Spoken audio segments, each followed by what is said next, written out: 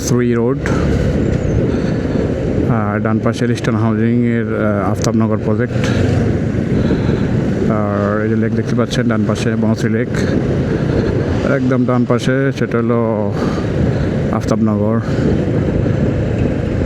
কেউ বলে আফতাবনগর, কেউ বলে জোহর ইসলাম সিটি, দুইটা নামই ওখানে আছে অবশ্য। তো বনশ্রী প্রজেক্ট এবং আফতাবনগর দুটোই ইস্টার্ন হাউজিংয়ের প্রজেক্ট ছিল। ইস্টার্ন হাউজিংয়ের যে প্রতিষ্ঠাতা, বাংলাদেশের একসময় সবচেয়ে ধনী ছিলেন উনি, সবচেয়ে ধনী ব্যবসায়ী ছিলেন, রিয়েল এস্টেট ব্যবসায়ী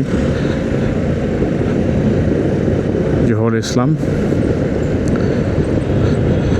ওনার ব্যাপারে আমরা একটা কথা শুনি, উনি ছিলেন বাংলাদেশের একজন ফার্স্ট ক্লাস কন্ট্রাক্টর, সৌদি আরবে পাঠানো হয়েছিল রাস্তা করতে। তো সেখানে কাজে হয়তোবা একটু এদিক এদিক হয়েছিল। তো এই জন্য সৌদি সরকারের নিয়ম হলো কেউ চুরি করলে তার হাত কেটে দেওয়া।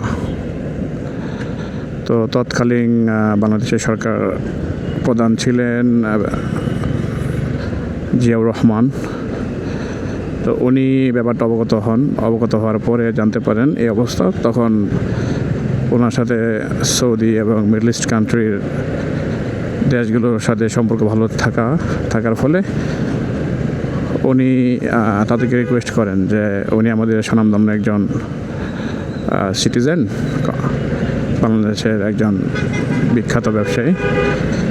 সো ওনার হাতটা না কেটে ওনার কী করা যায়?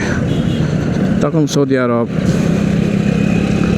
বলল যে আমাদের নিয়ম কাটতে হবে, এখন কিছু কাটতে হবে। তখন রিকোয়েস্ট করার পরে তার একটি আঙ্গুল কেটে ফেলে সৌদি সরকার,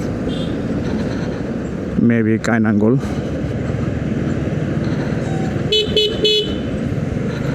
সো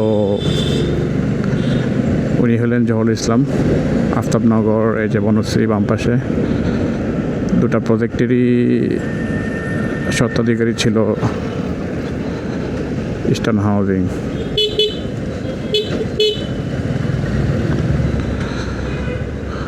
ওকে।